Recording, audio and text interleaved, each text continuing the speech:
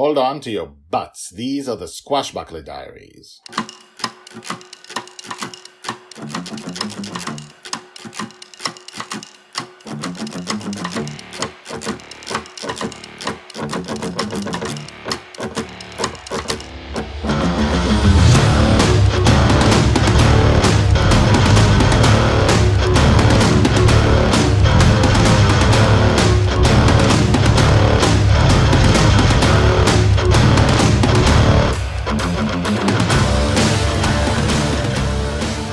Welcome back. My name is Guy Hasson, and you're listening to the Squashbuckler Diaries podcast, the podcast about Joy, Shelley, the girl who lives in dreams. We cover her life from birth to death, and sometimes it's fun. Sometimes we see her being sad, sometimes we see a tragic moment, but now we get into some deep stuff. You can get that from the name Death, which is it's a small arc about dealing with death. In this one, she's 3 years old. And let me say, it's not what you expect. Living in a dream is never, ever, ever what you expect it to be. I don't want to spoil anything, so I won't say anything. And if you missed the last part, go back one episode and listen to it. The Red Dragon is going to tell you just a little bit of what happened, but just go back and listen to the whole thing. This saga is not what you expect it to be, and we're going to go at it step by step. So let's begin. Episode 165, Death, Part 2, Back from the Dead. Joy's age 3, told by the Red Dragon. She's alive! She's alive! Come here, come and see! Dragonfather was talking about Mary. Mary was a woman, a dream created by Dragonfather, no doubt. Back before I'd met them. Her job was to take care of baby Dragon Little, while Dragonfather was away for 18 hours at a time. He was in the waking world, while Dragon Little remained in her father's dream. But neither of them had realized it. Mary had died in a battle, and her body had turned to dust. I had seen it myself. It had been hard for 2.5-year-old Dragon Little. That is the name I give Joy Shelley, the girl I wish had been my own daughter. Dragonfather taught her a lesson in saying goodbye to the dead. All of this, by the way, in previous episodes. Check them out. But now, suddenly, Dragonfather appeared on the ship, fresh in the dream, and woke Dragon Little up, claiming Mary was alive. Dragon Little jumped out of bed. They both ran outside her cabin and onto the deck of Bonny's Revenge. "Ta-da!" Dragonfather said, gesticulating at the mast. But Mary wasn't there, only the mast and the empty deck. "Dad," her voice was soft, "where is she?" Dragonfather looked around. She should have been here. Mary! Mary!" There was silence all around. "She must be behind your cabin." He somersaulted to stand on the roof of the cabin and entrance to the infinite prison. He surveyed the deck from his high vantage point. That's strange. She should have been here. "Dad, when is she coming back?" Dragon Little, now almost 3 years old, sounded like she was crying. Hold on, Dragonfather said. "She's going to appear over there." He pointed at the deck next to Dragon Little. "Right now." Dragon Little looked aside. Nothing happened. "Dad, when is she coming?"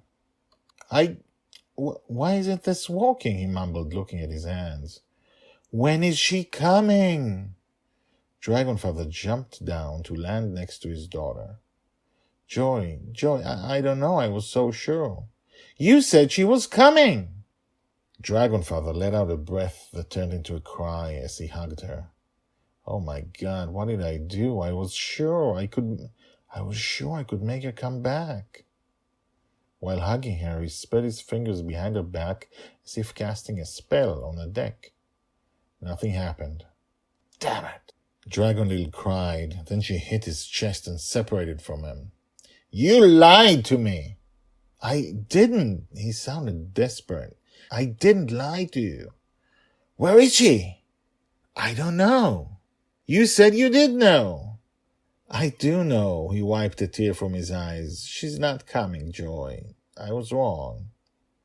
Dragon fell to the ground and lay on his stomach, wailing, "Mary, I want Mary, I want Mary." Dragonfather approached her and tried to caress her back. She kicked him, indicating she did not want him touching her. He looked around in desperation, even as she continued to wail, "Mary, Mary." Suddenly a ram's horn appeared in his hand. I perked up. I knew what that was. He put it to his lips and blew.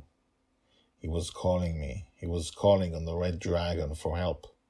I leapt down from my hiding place far above them, spread my wings, and flew towards them. I will tell you more of what happened next, tomorrow. Told by the red dragon. Hashtags Joy, Justin, Mary, the red dragon, dust, death. So, lots of things happened, and I think I'll just talk about one thing that I hope you got just by listening to it, but just to make it a little bit sharper. He is a dreamer. He doesn't know he's dreaming. Unlike some of us, sometimes we know we're dreaming, sometimes we don't. But he does feel in his bones sometimes the real power of the dreamer. He feels sometimes that he can summon up people. He doesn't understand it. He doesn't know it. Why doesn't he know it? That's a good question. And as I told you, all good questions will be answered. But sometimes he feels he can do stuff. He can summon up anything, right? So he felt he could summon up Mary. But he didn't. So, why? Stick around as tomorrow we find out more about what happened and also why was the red dragon summoned. And now, the credits. The Squashbuckler Diaries are written and read by me, Guy Hasson. All the tags mentioned in this story are searchable at the website. You can find all the stories there in written form and in fact 150 Squashbuckler Diaries more.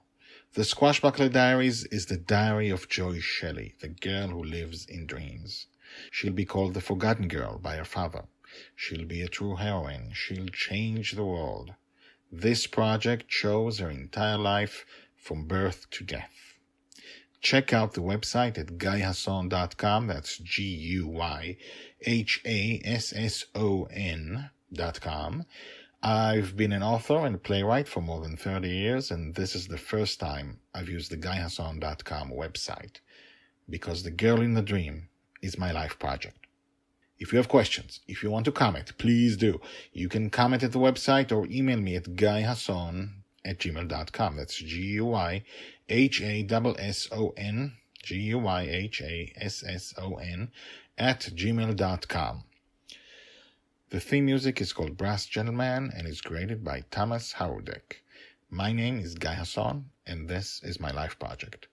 Come back tomorrow, and tomorrow, and tomorrow for more.